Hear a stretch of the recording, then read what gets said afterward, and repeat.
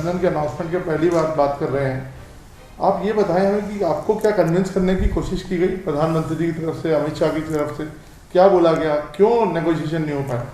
नहीं, देखिए, नेगोशिएशन की कहीं पे बात ही नहीं थी। मैंने शुरू से इस बात को मैंने बहुत प्रमुखता से रखा हुआ था कि मेरे लिए Bihar first, Bihari first vision document जो हम लोगों ने लोक जनशक्ति पार्टी की तरफ से तैयार किया, और इसको मैं लंबे समय से मैं इस पर काम कर रहा हूँ।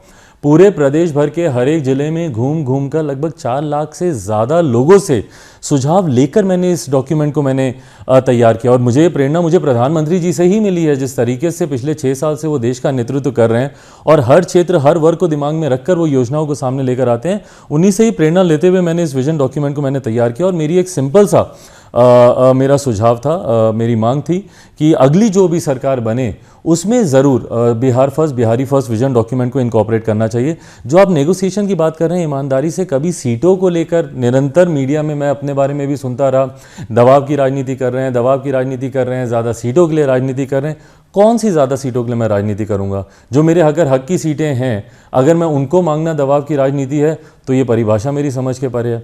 2015 में जितनी सीटों पर मैं चुनाव लड़ा था, अगर उससे ज़्यादा मैं सीटों की मांग करता तो मैं समझ में आता कि मैं दबाव की राजनीति कर रहा हूँ। और सबसे मुख्य बात, द मोस्ट इंपॉर्टेंट थिंग, सीटों पर अगर मैं बात ही करता तो आप बोलते कि भैया आप दबाव की राजनीति कर रहे हैं। सीटों पर कोई बात नहीं। मैंने इस बात को कहा है कि Bihar first, Bihari first vision document को इनकॉर्पोरेट करना चाहिए। मेरा विश्वास नहीं है 7 निश्चय पर। 7 निश्चय जो पिछली बार जो मुख्यमंत्री जी ने किया था, नली गली को छोड़ दें, युवाओं का भी उसमें जिक्र किया गया था, उनके रोजगार का जिक्र किया था, पर उसके बाद से जिस तरीके से पलायन और बढ़ा है, तो इसका मतलब 7 निश्चय धरातल पर उतर ही नहीं पाया।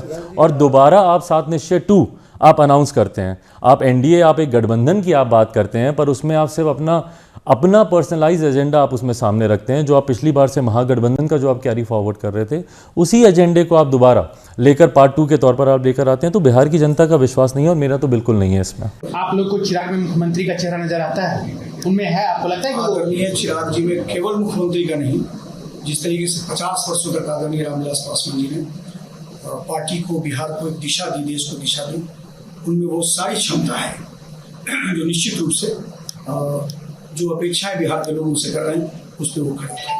क्या आप लोग चाहते हैं कि चिराग पासवान आने वाले दिन में मुख्यमंत्री बने?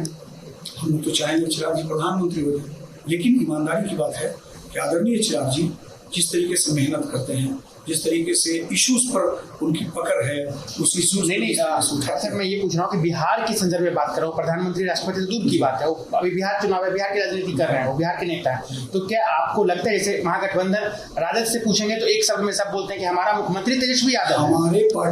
हमारी पार्टी में आदरणीय चिराग जी निश्चित रूप से मुख्यमंत्री के चेहरा है, इसमें कहीं नहीं।